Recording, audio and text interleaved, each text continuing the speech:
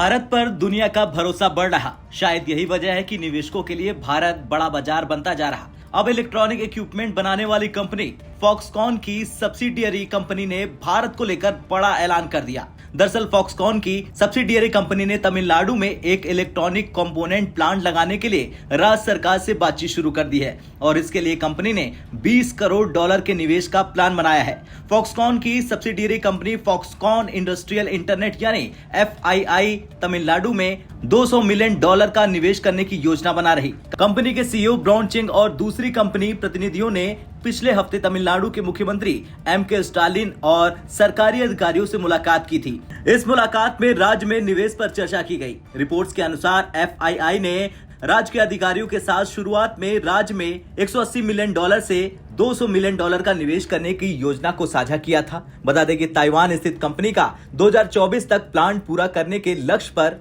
काम कर रही है। अब जैसे ही ये प्लांट पूरा हो जाएगा वैसे ही भारत में निवेश की और भी ज्यादा उम्मीद जग जाएगी। हालांकि तमिलनाडु में इस निवेश को लेकर अभी अंतिम निर्णय होना बाकी है। बता दें फॉक्सकॉन इंडस्ट्रियल इंटरनेट यानी FII कम्युनिकेशंस मोबाइल नेटवर्क और क्लाउड कंप्यूटिंग इक्विपमेंट बनाती है। फॉक्सकॉन दुनिया में कॉन्ट्रैक्ट मैन्युफैक्चरिंग की सबसे बड़ी कंपनी है। फॉक्सकॉन के पास पहले से ही चेन्नई के पास एक बड़ा कैंपस है जहां पर वो एप्पल के आईफोन को असेंबल करती है।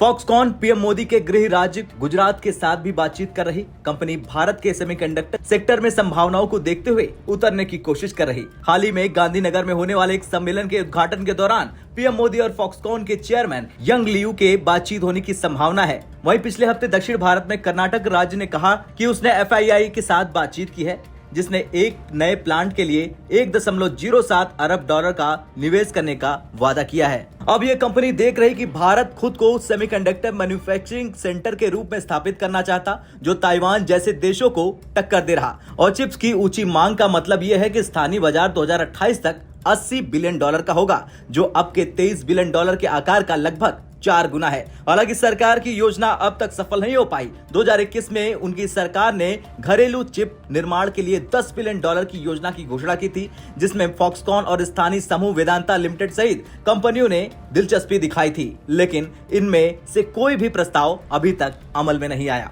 खैर, देश और दुनिया में इस वक्त सेमीकंडक्टर चिप की डिमांड अपने चरम पर है। ऐसे में भारत में अगर इन कंपनियों के आने से इन प्रोडक्ट की मैन्युफैक्चरिंग और प्रोडक्शन होगा तो इससे दोनों देशों को फायदा होगा। माइनॉरिटी फायदे के साथ साथ देश में रोजगार के कई अवसर भी पैदा होंगे। अब आपका क्या कुछ कहना है? भारत जिस तरह से निवेशकों के लिए बड़ा बाजार बनता जा रहा उसे लेकर, और क्या बाहर की कंपनियों के भारत में एंट्री से भारत के युवाओं को फायदा मिल पाएगा या फिर नहीं? कमेंट कर जरूर बताएं। ब्यूरो रिपोर्ट, भारत तक।